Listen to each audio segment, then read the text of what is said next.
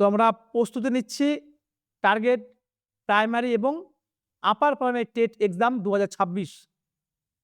খুব তড়িঘড়ি প্রস্তুতি চলছে আমাদের এই চ্যানেলে এবং তোমরা যারা নিয়মিত ক্লাসগুলো করছো তাদের জন্যই আমাদের আজকের এই ভিডিওটা। তোমরা ইতিমধ্যে জানো বিভিন্ন তথ্য নিয়ে আমাদের আলোচনা হয়েছে। আজ আমরা যে তথ্য নিয়ে আলোচনা করব সেটি হচ্ছে ব্রুনার।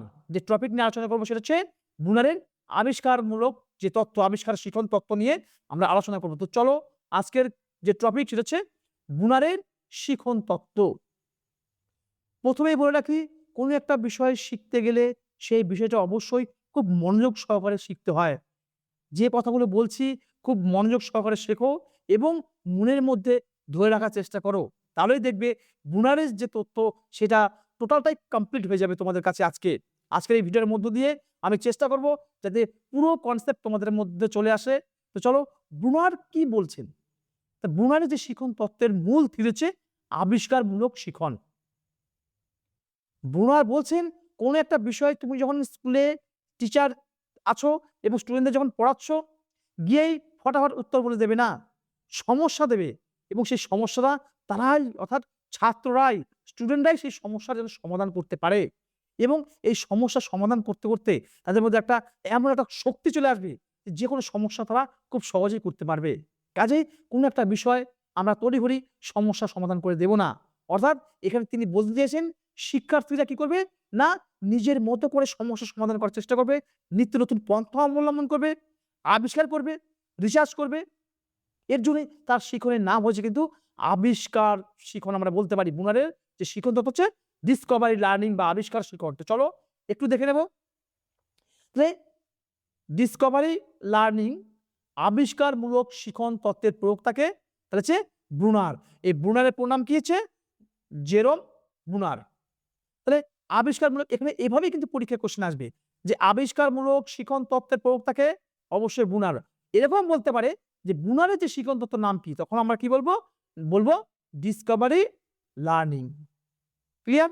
তাহলে এখানে কি বলছে, এই যে যেটা বললাম, শিক্ষার্থীরা কি করবে, নিজে অনুসন্ধান করবে, আবিষ্কার করবে এবং সেইভাবেই যদি শিখতে পারে তাহলে সেই শিখনটা অনেক বেশি স্থায়ী হবে, অর্থপূর্ণ হবে।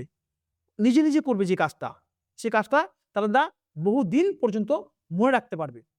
এর মূল বক্তব্য কি, যে কোনো একটা বিষয়ে যখন তুমি পড়াবে সেই বিষয়টা তাদেরকে দাও না, তারা প্রবলেমটা সলভ করুক, তুমি তো আছোই। প্রথমে গিয়ে সেই বিষয়টা যে সমস্যা থাকবে সেই সমস্যাটা কমপ্লিট করবে না, তাদেরকে একটা তথ্য দেবে যে ঠিক আছে এটা দিয়েছি, এটা তারা কমপ্লিট করো। একটা অঙ্ক দেবে, সে কোন ফর্মুলা দিয়ে সে অঙ্কটা করবে, সে তাকে চিন্তা করার জন্য যথেষ্ট সময় দেওয়া হবে। সে পূর্বজ্ঞান থেকে নলেজ নেবে, বর্তমানে সেই সমস্যাটা কিভাবে সমাধান করবে সেটা টোটালটাই একটা ছাত্র ছাত্রীদের উপরে দিতে হবে এবং তারা যাতে বিষয়টা এনালাইসিস করে সমস্যা সমাধান করতে পারে, তবেই তো নতুন পন্থা আবিষ্কার করবে। এটা হচ্ছে মূল বক্তব্য। এটা হচ্ছে আবিষ্কার। অর্থাৎ এই আবিষ্কারের সাহায্য কিভাবে করবে, কোনো একটা বিষয় স্টুডেন্টরা পাচ্ছে না, সঙ্গে সঙ্গে তুমি বলে দিচ্ছ এটা পারলি না, এটা তাহলে সঙ্গে সঙ্গে আমরা কখনোই বলবো না। আমরা তাকে সময় দেব, যে সমস্যাটা দিয়েছি সেই সমস্যা যাতে সে নিজে সমাধান করতে পারে এবং যখন সে সমস্যাটা সমাধান করবে, প্রথমে ভুল হবে, একটার পর একটা ট্রাই করবে, নতুন চিন্তা ভাবনা তৈরি করার চেষ্টা করবে যে এইভাবে সমস্যাটা সমাধান হচ্ছে কি করব। আবার একটা প্রবলেম আসছে, সেই প্রবলেমটা কিভাবে সমাধান করা যায়। তাকে সময় দিলে সেই সমস্যাটা সমাধান করার জন্য সে কিন্তু একটা চিন্তা ভাবনা করবে এবং তার স্মৃতিশক্তি কিন্তু তখন আরো বৃদ্ধি পাবে যে কিভাবে এই সমস্যাটা সমাধান করা যায়। তাহলে স্যার বা ম্যাম যারা থাকবেন তারা প্রথমেই কিন্তু সমস্যাটা সমাধান করে দেবেন না এবং চেষ্টা করবেন স্টুডেন্টদের দিয়েই যেন সেই অ্যান্সারটা, সেই সমস্যাটা সমাধান করা হয়ে থাকে। এটাই হচ্ছে আবিষ্কারমূলক শিখন। তো চলো দেখে নেই পরের স্লাইডে কি আছে।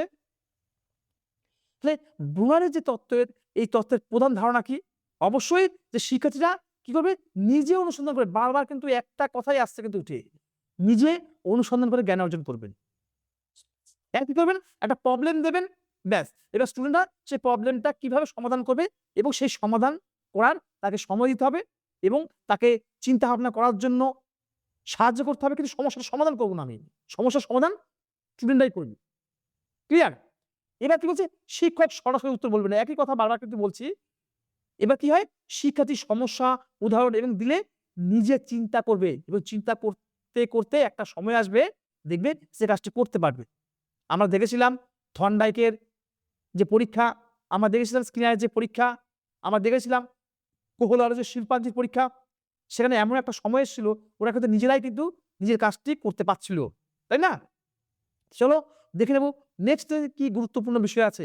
তাহলে প্রধান যে ধারণা, ব্রুনার যে শিখন বা ডিসকভারি লার্নিং এর প্রধান ধারণাগুলি কি? একটা বিষয় কিন্তু বারবার আসছে যে ওদেরকে একটা সমস্যা দিতে হবে এবং সমস্যাটা নিজে সমাধান করার চেষ্টা করবে। এই নিজে সমাধান করার চেষ্টা মানে সে নিত্য নতুন পন্থা আবিষ্কার করতে পারছে। সে অনুসন্ধান করতে পারছে এবং যার ফলে শিখনটা তার কাছে অর্থপূর্ণ হচ্ছে। অনেকদিন পর্যন্ত মনে রাখতে পারছে। ক্লিয়ার? তো এখানে কিছু ধারণা দিয়েছি, একটু দেখে নেব আমরা। এটাতে ডিসকভারি লার্নিং মানে কি? ওরা আবিষ্কারের মধ্য দিয়ে শিখবে। তার মধ্যে কি হবে? একটা ক্রিয়েটিভিটি আসবে, সৃজনশীলতা তৈরি হবে, তার মধ্যে ডেভেলপ পাবে। তাহলে আবিষ্কারের মধ্য দিয়ে শিখলো। ২ নম্বর বলছে স্পাইরাল কারিকুলাম। স্পাইরাল কারিকুলামটা কি? মানে একটা বিষয় তুমি যখন পড়াচ্ছ তখন দেখবে চিন্তা ভাবনা যখন করবে গভীর থেকে গভীর, আরো গভীর, তারপরেও গভীরে যাচ্ছে। মানে পুরো একটা বিষয় যখন কাজ করছে এবং স্যার বারংবার কাজটা করাচ্ছে। যখন পড়াচ্ছেন গভীরে, তার থেকে আরো গভীর, এইভাবে যেভাবে যখন যাবে সেটাকে আমরা বলবো না স্পাইরাল কারিকুলাম। ৩ নম্বরে কিছু দিয়েছে, এখানে হচ্ছে ইনঅ্যাক্টিভ। ইনঅ্যাক্টিভ মানে কর্মভিত্তিক। আমরা কর্মশিক্ষা পড়েছিলাম না? যে খাতা, পেন বা হাতে কলমে কাজের মধ্য দিয়ে যে শিক্ষা আমরা লাভ করি সেটা হচ্ছে কর্মভিত্তিক শিক্ষা। তো এখানে সেটাই যে কাজের মধ্যে দিয়ে যে শিক্ষা লাভ পাবো সেটাকে আমরা কর্মভিত্তিক শিক্ষা বা ইনঅ্যাক্টিভ এডুকেশন আমরা বলতে পারি। এটা হচ্ছে আইকনিক। আইকনিক মানে চিত্রভিত্তিক। যখন কোনো স্যার বা ম্যাম ক্লাসে পড়ান, কোনো একটা মডেল বা কোনো একটা চিত্র বা ম্যাপ দেখে যখন পড়াচ্ছেন সেটাকে আমরা কি বলবো? আইকনিক। সে হয়তো দেখা যাচ্ছে একটা ম্যাপ পড়াচ্ছেন, যে ভূগোলের একটা ম্যাপ নিয়ে এসে দেখতে পাচ্ছ কোথায় কি আছে, কোথায় কোন নদী আছে। যেটা চিত্রের মধ্য দিয়ে যেটা আমরা বুঝি, দেখি সেটা হচ্ছে আইকনিক। আর সিম্বল মানে তোমরা তো জানো সোজা। সিম্বল মানে কোনো একটা চিহ্ন থাকবে, যোগ, বিয়োগ, গুণ, সে চিহ্ন দেখেই আমরা কাজটা করতে পারি। খুব ইজি বিষয়। ২ নম্বর এখানে কি আছে? ১ নম্বরে ডিসকভারি লার্নিং। এটাই আবার একটু বিস্তারিত আলোচনা করা হয়েছে এখানে। ডিসকভারি লার্নিং মানে শিক্ষার্থীরা নিজে অনুসন্ধান করে জ্ঞান অর্জন করবে। ক্লিয়ার? আর স্পাইরাল মানে এই যে বারবার শেখানো হয়, যার ফলে প্রতিবার আরো গভীর থেকে আরো গভীরে যায়। ক্লিয়ার হলো? এবার আমরা এই ইনঅ্যাক্টিভ, আইকনিক এবং সিম্বলিক এর বিষয়ে একটু আলোচনা করব যাতে তোমাদের সুবিধা হয়। এই যে মোডেস অফ রিপ্রেজেন্টেশন। রিপ্রেজেন্টেশন মানে কি? তুমি কিভাবে বিষয়টা উপস্থাপন করবে? কিভাবে করবে? দেখো, ওই যে ইনঅ্যাক্টিভ মানে কর্মভিত্তিক, বলছে গণিতের যে শেখা কাজের মধ্য দিয়ে শিখতে হবে এমন কিছু বিষয় দিতে হবে। আর কি? আইকনিক ছবি বা চিত্রের মধ্য দিয়ে শিখবে। সিম্বলিক অবশ্যই সূত্র বা যোগ, বিয়োগ, গুণ কোনো একটা সংকেতের মধ্য দিয়ে শিখবে। এই হচ্ছে বিষয়। খুব ইজি একটা বিষয়। আশা করি প্রত্যেকেই পারবে এবং একটু মনোযোগ দিয়ে দেখো।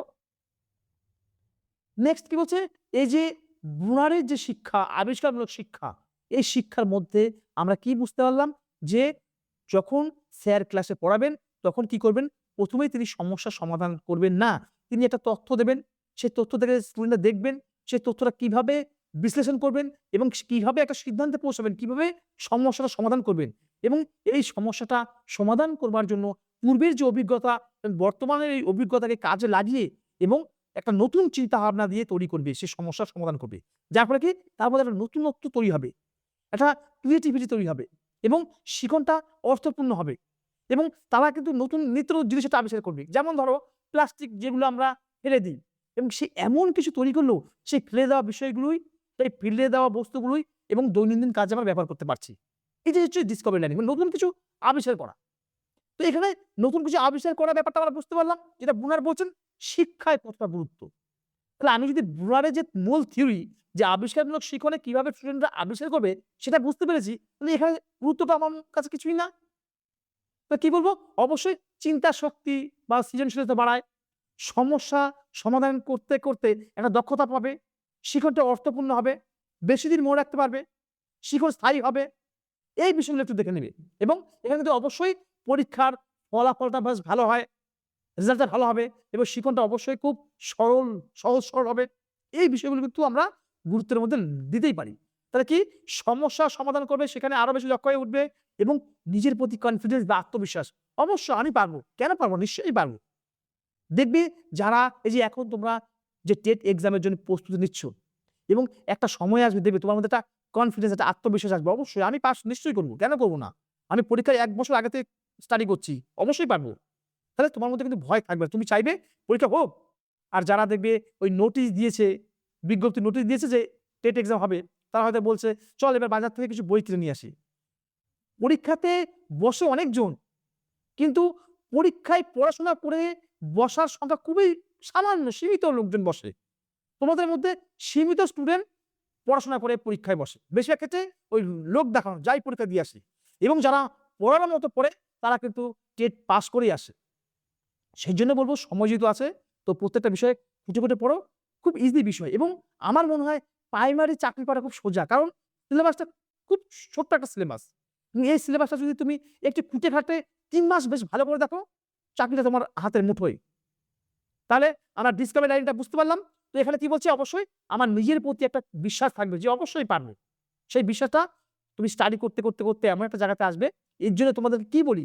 যে ১ম এ কিন্তু এমসিকিউ কোয়েশ্চেন একদম পড়বে না। ১ম এ কি করবে? বিষয়ভিত্তিক যে থিওরি গুলো আছে সেগুলো ডিটেইলস এ পড়ো। কোথাও খুঁটে, খুঁটে পড়ো। খুঁটে, খুঁটে পড়ার পরে এবার যখন কমপ্লিট হয়ে গেল থিওরি, এবার তুমি এমসিকিউ নিয়ে বসো। বা সিটেট লেভেলে যে কোয়েশ্চেন গুলো এসছে চাইল্ড ডেভেলপমেন্ট অ্যান্ড পেডাগোগি থেকে সেগুলো দেখো। অর্থাৎ প্র্যাকটিস সেট দেখো। যখন তুমি প্র্যাকটিস সেট দেখছো যে ১০০ টার মধ্যে মোটামুটি আমি ৮০ টা ৯০ টা করে ফেলছি, তাহলে ভাববে তোমার মধ্যে একটা কনফিডেন্স চলে আসবে। অবশ্যই কেন পারব না? এভাবে কিন্তু পড়তে হবে, এভাবেই এগোতে হবে। এই বিষয়গুলো হচ্ছে আত্মবিশ্বাস তৈরি করবে। আর কি একটা শিক্ষাটা কি হবে? খুব দীর্ঘস্থায়ী হবে এবং শিক্ষার্থীর পূর্বজ্ঞানও সক্রিয় হবে। শিখন স্থায়ী অর্থবহ হবে। জটিল বিষয়টা আরো সহজ হবে। পরীক্ষার ফলাফলটা কিন্তু ভালো হবে। এই হচ্ছে গল্প। একটু ধৈর্য ধরে পড়ো। দেখবে যে সয় সে রয়। যে সয় না তার জীবন সায় হয়ে যায়। কাজেই বলব ধৈর্য ধরে লেগে থাকো। একদিন সফলতা তুমি পাবেই পাবে। যাক অনেক বেশি বলে ফেললাম। প্রত্যেকে খুব ভালো থেকো। ঠিক এভাবে রেগুলার যেইভাবে ক্লাসগুলো করছো, তোমরা ক্লাসগুলো করো। অবশ্যই দেখবে এখান থেকে একটা ভালো রেজাল্ট তোমরা পাবে। আর ভিডিওটা শেষ পর্যন্ত দেখবে। যদি একটু উপকৃত হও তোমরা, অবশ্যই ভিডিওটা লাইক, শেয়ার, কমেন্ট করবে এবং ভিডিওটা কেমন লাগলো অবশ্যই জানাবে। Thank you. খুব ভালো থেকো।